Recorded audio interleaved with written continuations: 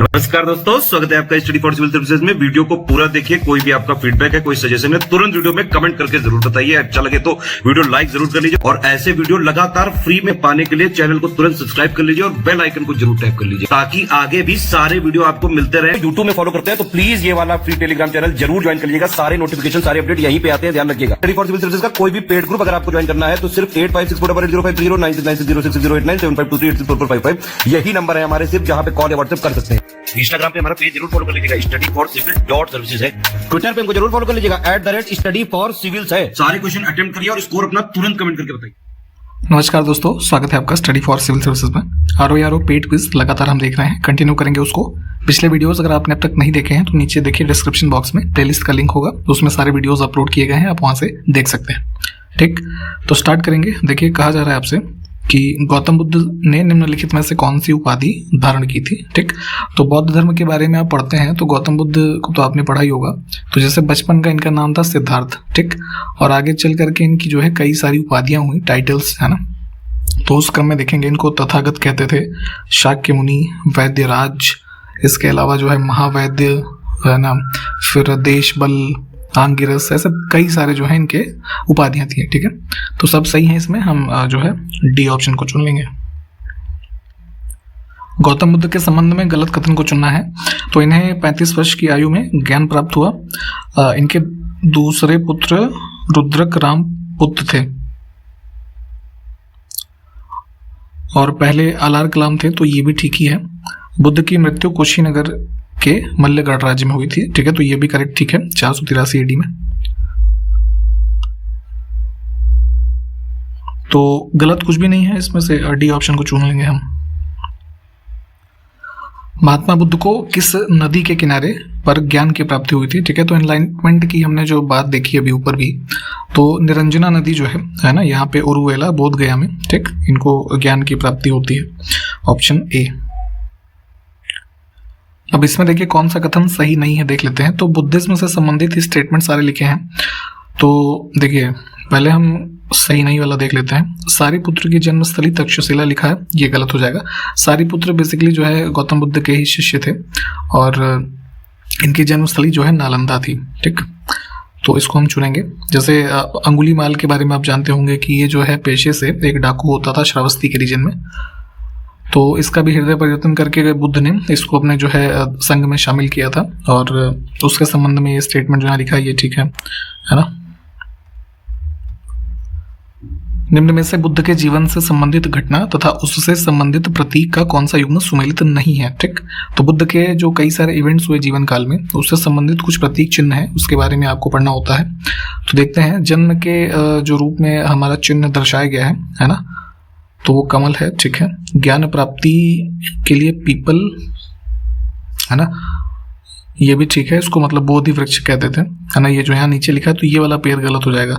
निर्वाण के लिए, यानी कि जो इनका कह लीजिए मृत्यु की घटना है, उसके लिए पद चिन्ह है ना, उसका जो है प्रतीक चिन्ह दर्शाया जाता है। ठीक, तो ये गलत हो जाएगा।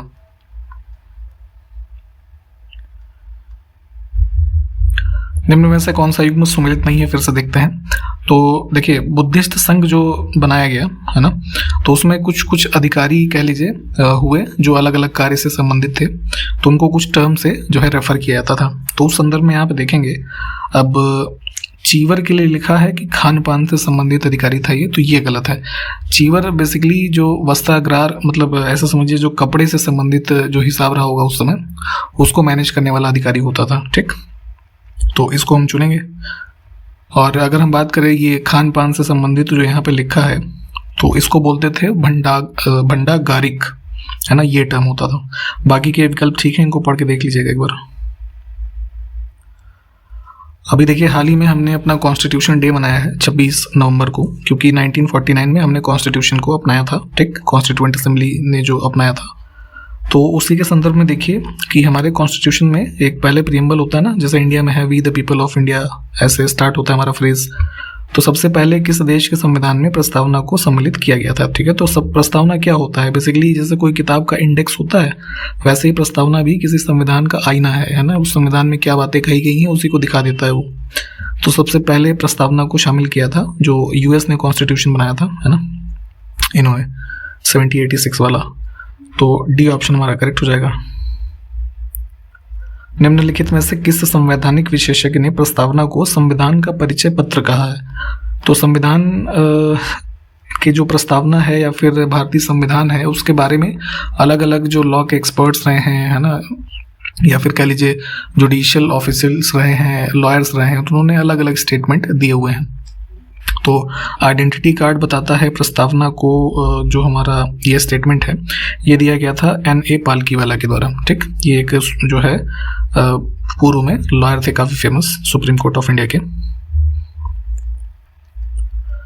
देखिए हमारे प्रियम्बल में एक बार अमेंडमेंट हुआ है 1976 में 42nd अमेंडमेंट के द्वारा, तो उसमें 3 शब्दों को ऐड किया गया था उसमें। तो वही यहाँ पे है कि इसमें से कौन सा एक उसमें से नहीं है जो उसमें जोड़ा गया। तो हमने जोड़ा था सोशलिस्ट, सेकुलर और तीसरा शब्द है इंटेग्रिटी। इन 3 शब्द को हमने जोड़ा था। सॉवरेनिटी जो है ये हमारे संविधान में पहले से था, मतलब प्रियम्बल में ये चीज पहले से थी।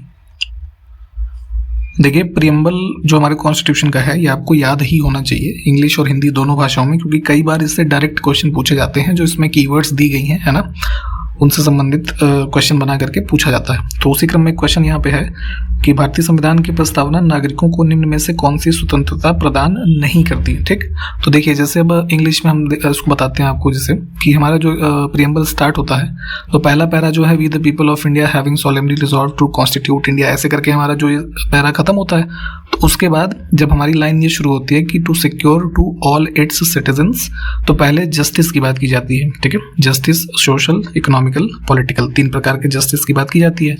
फिर आता है लिबर्टी, है ना। तो अब यहाँ पे लिबर्टी या फ्रीडम जो है इसी को समझ लीजिए आप एक रूप में। तो कितने प्रकार के लिबर्टी की हमारा प्रियम्बल जो है वो बात करता है। तो हमारा लिबर्टी की बात होती है थॉट की, है ना, एक्सप्रेशन, है ना, फिर होता है फेथ, फिर वर्शिप होता है ना, और रिलीजन की बात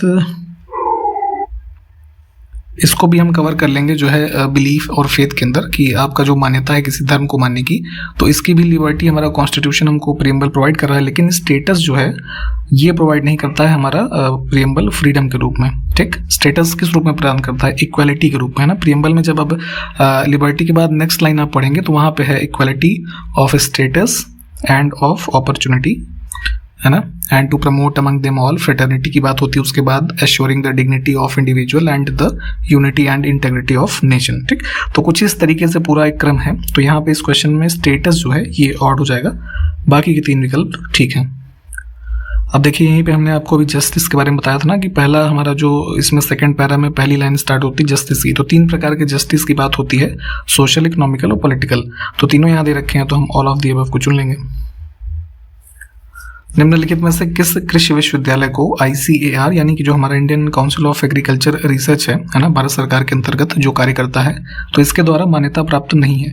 तो यहाँ पे देखिए कृषि विद्यालय जो लिखे हुए हैं ये उत्तर प्रदेश राज्य में स्थित हैं। तो इसमें जो ये रानी लक्ष्मीबाई केंद्रीय विश्वविद्यालय है, ठीक है, ये एक सेंट्रल यूनिवर्सिटी है, ये ICAR के द्वारा अभी मान्यता प्राप्त नहीं है। ठीक, ये 2014 में इसको स्टैब्लिश किया गया था यूपी में, जो है झांसी में है ये। बाकी के 3 जो लिखे हुए हैं ये जो है रिकॉग्नाइज्ड है ICAR के द्वारा। निम्न में से कौन पद्म भूषण पुरस्कार प्राप्त करने वाले पहले पैरा एथलीट बन गए हैं? ठीक, तो देखिए कुछ लोग जो शारीरिक रूप से ऐसे समझिए कि थोड़े विकलांग होते हैं, तो वो भी जो है स्पोर्ट्स एक्टिविटीज़ में पार्ट लेते हैं। तो यहाँ पे पैरालंपिक गेम्स में भी इन्होंने जो है अभी टोक्यो में जो हुए उसमें भी मेडल जीता, देवेंद्र झाझरिया। ठीक, तो इनको अभी हाल ही में भारत सरकार के द्वारा पद्म भूषण पुरस्कार जो है इसको दिया गया है, तो ये ध्यान रखेंगे। ठीक, जैवलिन थ्रो का जो गेम होता है उसके प्लेयर हैं ये।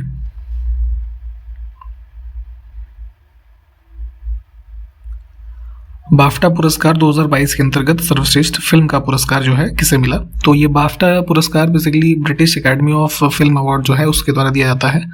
तो लंदन में आयोजित होता है ये। तो 75th अवार्ड जो अभी 2022 में मिले थे बाफ्टा अवार्ड्स के, इसमें जो सबसे सर्वश्रेष्ठ फिल्म का पुरस्कार मिला वो पावर ऑफ डॉग मूवी जो है इसको मिला।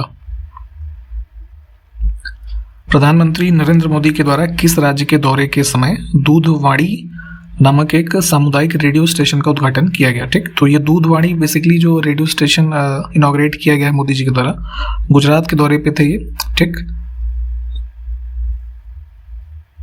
बी ऑप्शन को चुनेंगे। ये ऐसे समझिए इसको कि दूधवाड़ी जो रेडियो स्टेशन है, ये जो पशुपालन की दिशा में जो लोग कार्यरत हैं उनके संबंध में इंफॉर्मेशन प्रोवाइड करने के लिए इसको डेवलप किया गया है। ठीक, तो बनासकाठा जिला वहाँ पे है, उसमें वहाँ का जो दुग्ध उत्पादक संघ है उनके द्वारा इसको डेवलप किया गया है रेडियो को। ठीक, तो इसको भी ध्यान रखिए। इसमें से किस राज्य या केंद्र शासित प्रदेश में स्थित पल्ली गांव, ठीक है, इसको देख लीजिए, तो कार्बन न्यूट्रल और पूरी तरह से सौर ऊर्जा से संचालित होने वाली भारत की पहली पंचायत बन गई है। ठीक है, तो ग्रीन हाउस गैसेस का बिल्कुल ना के बराबर यहाँ पे उत्सर्जन होता है। ठीक है, और सोलर पावर्ड जो है सारे अप्लायंसेज या कह लीजिए पूरी तरीके से संचालित है यहाँ पे ये पूरी ग्राम पंचायत। ये स्थित है आपका जम्मू कश्मीर में। वर्ष 2021 के लिए नारी शक्ति पुरस्कार किसे प्रदान किया गया? तो आपको पता होगा कि 8 मार्च को जो अंतर्राष्ट्रीय महिला दिवस होता है, ठीक है, एक ये भी ध्यान रखिएगा इन्फॉर्मेशन। तो इस अवसर पर राष्ट्रपति उस समय थे ये आपके रामनाथ कोविंद जी, तो इनके द्वारा उत्तर प्रदेश की हैं नीरजा माधव, इनको ये अवार्ड दिया गया है। बी ऑप्शन को चुनेंगे। हिंदी माध्यम मतलब ऐसे समझिए हिंदी साहित्य के माध्यम से जो पिछड़ा वर्ग है उसको मुख्य धारा से जोड़ने का इनका जो कार्य रहा है उसके लिए इनको ये पुरस्कार दिया गया। ठीक, ऑस्कर पुरस्कार 2022 में सर्वश्रेष्ठ अभिनेता का पुरस्कार किसने जीता? ठीक, तो 2021 में जो मूवीज रिलीज हुई है ना, तो उनको यहाँ पे 94th ऑस्कर अवार्ड जो हुए उसमें यहाँ पे पुरस्कार दिया गया। तो उसी क्रम में सर्वश्रेष्ठ अभिनेता जो है ये विल स्मिथ जो है इनको मिला है। इनकी मूवी थी एक किंग रिचर्ड करके, उसके लिए।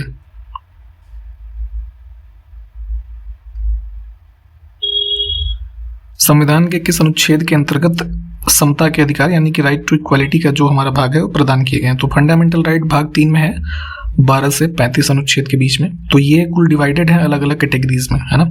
तो जैसे 14 से 18 तक के हमारे जो अनुच्छेद हैं वो राइट टू इक्वालिटी जो है इसके अंतर्गत आते हैं। संविधान सभा ने भीमराव अंबेडकर जी की अध्यक्षता में प्रारूप समिति का गठन किस तिथि को किया? ठीक, तो जो प्रारूप ड्राफ्टिंग कमेटी थी, कॉन्स्टिट्यूशन का जो फ्रेमिंग का सारा कार्य इन्होंने किया, तो 7 सदस्यीय ये समिति गठित की गई थी संविधान सभा के द्वारा जो है 29 अगस्त 1947 को। डेट से इंपॉर्टेंट है, ऐसे सीधे सीधे डेट ही पूछ ली जाती है आपसे। बुद्ध के जीवन की घटना तथा संबंधित प्रतीकों का कौन सा युग्म सही सुमेलित नहीं है? तो ऊपर भी हमने कुछ देखे थे। तो प्रथम उपदेश इन्होंने जो दिया है ना, उसको क्या नाम है, चक्र से संदर्भित करते हैं। इनका जो यूथ का टाइम पीरियड रहा उसको बुल यानी सैंड से संदर्भित करते हैं। समृद्धि का जो कॉन्सेप्ट है वो हाथी नहीं, उसके लिए शेर जो है उसको प्रयुक्त किया गया है। बाकी मृत्यु जो है उस घटना को स्तूप जो है उससे दिखाते हैं। निर्वाण का हमने देखा था वो पद चिन्ह होता है उसके लिए। तो सी ऑप्शन देखिए ये हमारा गलत है।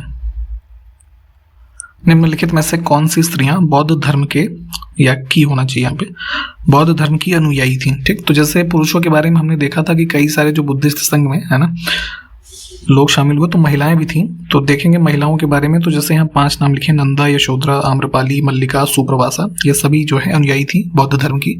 इसके अलावा कई सारे नाम हैं जैसे विशाखा, खेमा, है ना, और पटाचारा थी, एक थेरी, वजीरा, है ना, ये सब कई ऐसे नाम हैं। तो नाम की लिस्ट एक बार आप देख लीजिएगा। बौद्ध धर्म की प्रमुख अनुयायी आम्रपाली कौन थी ये बताना है। तो वैशाली जो था, वैशाली की एक तरीके से समझिए इनको नगर वधु थी। ठीक है, गौतम बुद्ध के प्रथम गुरु कौन थे? तो ये अभी हमने बताया, आलार कलाम।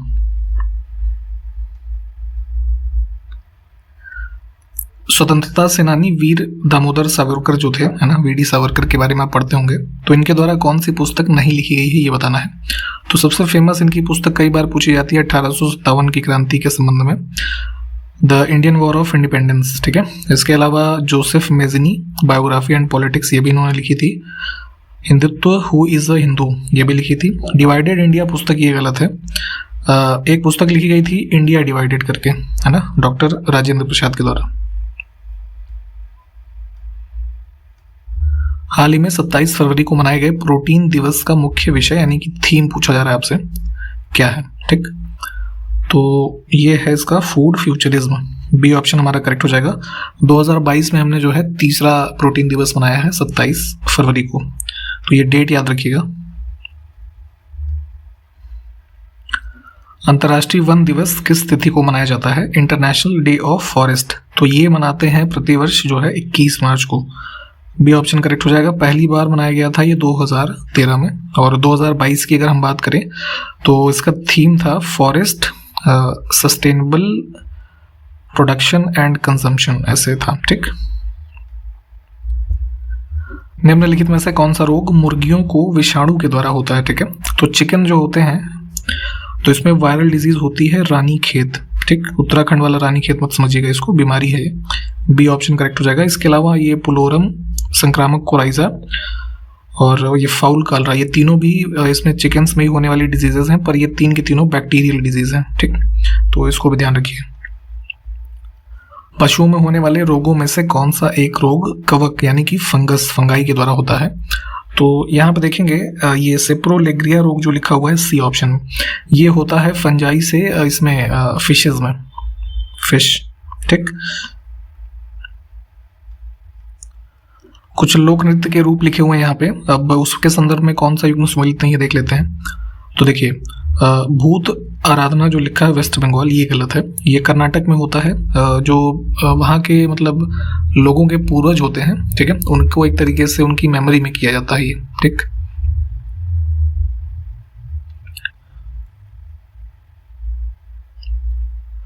इसमें देखिए कौन सा युग्म सम्मिलित नहीं है फिर से।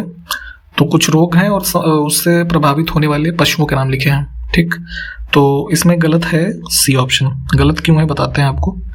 फिन टेल रॉट डिजीज जो है, पंख एवं पूंछ सड़न रोग, ये भैंस बकरी लिखा है, ये गलत है। ये बैक्टीरिया से होने वाली डिजीज है और ये भी जो है फिश में होती है। ठीक है, इसमें देखिए कौन सा युग्म सुमेलित है। ठीक, तो सही बताना है सुमेलित, तो 3 गलत होंगे इसमें। तो यहाँ पे जो पेयर लिखे हुए हैं राज्य और उसमें की जाने वाली नाट्य कला का रूप है वो लिखा हुआ है। तो तमाशा किया जाता है सिक्किम में नहीं, महाराष्ट्र में।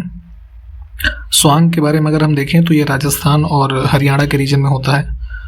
यक्षगान कर्नाटक, ये ठीक है। यात्रा पश्चिमी भारत लिखा है, ये गलत है। ये जो है ईस्टर्न इंडिया के साइड होता है।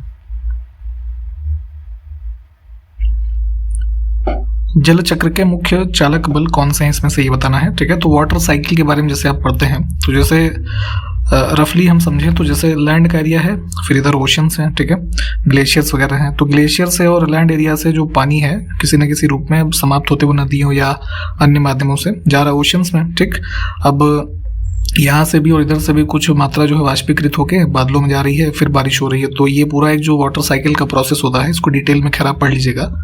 तो इसमें देखेंगे तो इस जल चक्र के मुख्य चालक बल कौन कौन से हैं। ठीक है, तो सबसे पहला होता है हमारा सोलर रेडिएशन और दूसरा ग्रेविटी। ठीक है, दोनों ही करेक्ट हो जाएंगे इसमें। वाटर साइकिल है ना, फिर जैसे नाइट्रोजन साइकिल है, ये सब आप जो है डिटेल में इसको पढ़ के रखें। अब जल का औसतन कितने प्रतिशत भाग समुद्री सतह से वाष्पित होता है। ठीक, तो जो इवेपोरेशन हो करके फिर आपको दोबारा पानी प्राप्त हो रहा है बारिश के रूप में, या है ना, या नीचे, तो इसमें देखेंगे तो इसका एवरेज पे एक आंकड़ा होता है, लगभग 84% जो भाग है वो समुद्री सतह से वाष्पित होता है। ठीक, ऑप्शन ए। अगला देखिए, नाइट्रोजन स्थिरीकरण में गैसीय नाइट्रोजन का किसमें परिवर्तन होता है। ठीक, तो जैसे अभी हमने बताया था आपको वाटर साइकिल भी होती पढ़नी है, आपको नाइट्रोजन साइकिल को पढ़ना है। तो नाइट्रोजन साइकिल में आप देखेंगे तो मेजर जो है 5 उसकी प्रक्रियाएं होती हैं, जिसमें से पहला है नाइट्रोजन स्थिरीकरण। ठीक, तो इस प्रक्रिया में होता क्या है कि नाइट्रोजन का जो स्टेबलाइजेशन के दौरान जो हमारा गैसियस फॉर्म में नाइट्रोजन होती है उसका परिवर्तन होता है अमोनिया में। ठीक, और ये अमोनिया जो है जो स्पेशली पौधे होते हैं उनके द्वारा उपयोग में लाई जाती है। ठीक है, तो इसके जो सारे स्टेजेस नाइट्रोजन ये साइकिल के, ये प्लीज इसको पढ़िएगा।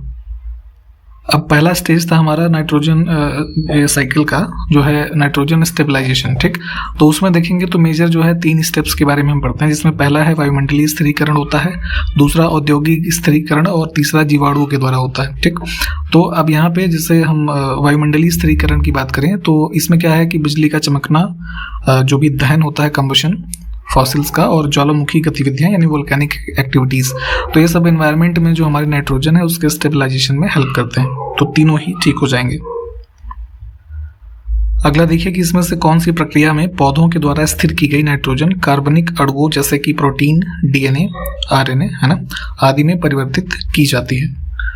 तो ये नाइट्रोजन साइकिल का ही हमारा जैसे तीसरा जो स्टेप है ये एसिमिलेशन, ठीक, इसको चुनेंगे। इसी की एक तरीके से डेफिनेशन यहाँ पे दे रखी है। इसमें क्या है कि जो हमारे प्लांट्स के द्वारा नाइट्रोजन फिक्सेशन की जाती है, ठीक है, तो डीएनए आरएनए में ये सब जो है परिवर्तित होते हैं और इसके द्वारा जो ये बेसिकली जिसमें कन्वर्ट हो रहा है, तो ये हेल्प करते हैं एनिमल्स के जो ये टिश्यूज डेवलप होते हैं उसमें, ठीक। अब इसमें देखिए कौन सा कथन गलत है, तो चारों स्टेटमेंट देखते रहिए। इसमें अंकिया नाट के बारे में फोकस किया गया है। ये एक नाट्य कला का रूप है जो कि असम में किया जाता है, ठीक। तो इसका आरंभ वैष्णव संत शंकर देव हैं, इन्होंने किया था, बिल्कुल ठीक है। एक एकांकी कला है असम की, है बता ही दिया गया। ये भी सोलो आर्ट परफॉर्मेंस है। इसका प्रारंभ 15वीं-16वीं शताब्दी के टाइम पीरियड में किया गया, ये भी ठीक है। तो इसमें से कोई नहीं गलत है, तो इसको डी को चुन लीजिए। इसमें देखिए अब गलत कथन फिर से हमको चुनना है, तो 4 स्टेटमेंट यहाँ पे भी हैं। गलत वाला हम देखेंगे, डी ऑप्शन देखिए, ये भावना रामेश्वरम द्वीप की लोक नाट्य कला है, ये गलत हो जाएगा। गलत इसलिए है कि जो भावना है ये बेसिकली यहाँ पे जो माजुली द्वीप का एरिया है नॉर्थ ईस्ट में, वहाँ पे किया जाता है, ये नाट्य कला का रूप है। बाकी के 3 स्टेटमेंट ये ठीक है, इनको पढ़ लीजिए। इसमें सही सुमेलित नहीं है, ये चुनना है फिर से। तो कुछ ये नाट्य कला है उसके रूप लिखे हुए हैं पूरे भारतवर्ष के, और इसमें गलत है ये बायलता उत्तराखंड लिखा है, ये गलत हो जाएगा। ये यहाँ दक्षिण भारत का है, कर्नाटक का। फिर से कौन सा युग्म सुमेलित नहीं है देख लेते हैं। तो ये भी कुछ जो है नाट्य कला के रूप है, और इसमें गलत है 10 कठिया, इसमें लिखा है महाराष्ट्र, ये महाराष्ट्र में नहीं उड़ीसा में किया जाता है। कुछ इंपॉर्टेंट डेज के बारे में भी आपसे पूछा जाता है एग्जाम्स में, तो वो आपको पता होने चाहिए। तो हर मतलब समय समय पे कुछ कुछ दिवस जो है मनाए जाते हैं। तो देखिए इसमें विश्व मोटापा दिवस जो है 14 मार्च लिखा है, ये गलत हो जाएगा। इसको मनाते हैं प्रतिवर्ष 4 मार्च को, ठीक। बाकी के ऊपर के 3 जो है ये ठीक है। इसमें भी कौन सा सुमेलित नहीं है, तो अंतर्राष्ट्रीय प्रसन्नता दिवस इंटरनेशनल डे ऑफ हैप्पीनेस, ये लिखा है 22 मार्च, ये गलत है, 20 मार्च को मनाते हैं इसे। ये भी काफी इंपॉर्टेंट न्यूज है कि किस राज्य की कैबिनेट ने घोषणा की कि सभी मंत्री और विधायक अपने स्वयं के आयकर का भुगतान करेंगे, ठीक है। तो पॉलिटिशियंस को कई सारी रियायतें भारतवर्ष में जो है मिली हुई हैं, तो उसको समाप्त किया जा रहा है। अब कई सारे राज्य जो अलग अलग इनिशिएटिव्स ले रहे हैं, ठीक है। तो यहाँ पे इसकी घोषणा की थी हिमाचल प्रदेश की कैबिनेट ने। यहाँ पे अब ब्लूमबर्ग बिलियनर इंडेक्स की बात हो रही है। तो अभी इनका जो लेटेस्ट ये आया था इंडेक्स बिलियनर्स वाला, तो इसके रिपोर्ट के अनुसार भारत और एशिया के सबसे अमीर व्यक्ति कौन बन गए हैं, तो ये है आपका जो है ये Gautam Adani, B option correct होगा। इस समय जो है ओवरऑल इस इंडेक्स में गौतम अडानी जो है दुनिया में सबसे अमीर लोगों की सूची में 10वें स्थान पे थे, और ये मुकेश अंबानी जो है ये 11वें पे थे। हाल ही में दृष्टिबाधित लोगों के लिए भारत का पहला रेडियो चैनल जिसका नाम है रेडियो अक्ष, इसको किस शहर में लॉन्च किया गया है, तो जो लोग देख नहीं सकते उनके लिए डेडिकेटेड है, नागपुर महाराष्ट्र में इसको इनॉग्रेट किया गया था। उत्तर प्रदेश की इसमें से किस शहर की ग्राम पंचायत पटवई में भारत का पहला अमृत सरोवर जो है बनकर के तैयार हो गया। तो आज़ादी का अमृत महोत्सव वाला जो इनिशिएटिव चल रहा था उसके तहत अमृत सरोवर बनाए जा रहे थे। तो पहला भारत का जो अमृत सरोवर बनाया ये रामपुर के अंदर पटवई ग्राम पंचायत में, ठीक। तो इम्पोर्टेंट भी है, ध्यान रखेंगे। गरोड़ा कला का संबंध किस राज्य से है ये बताना है। तो ये एक तरीके की जो है मनोरंजन प्रकार की कला विधा है गरोड़ा, जो गरोड़ा ब्राह्मण संप्रदाय एक है यहाँ गुजरात में, ठीक। ये लोग करते हैं इसको। इसमें जो है रंगीन एक तरीके से कलरफुल ऐसे जो तस्वीरें हैं या चित्र हैं उनको एक्सप्लेन करते हुए कहानी का वर्णन किया जाता है इसमें, ठीक। तो यहाँ तक हमने देखा आज के इस वीडियो में। सारे क्वेश्चंस आप देख लीजिए, जो पूछे गए होंगे प्लीज़ बताइएगा ज़रूर। हम आपसे अगले वीडियो में मिलेंगे, तब तक के लिए नमस्कार, जय हिंद।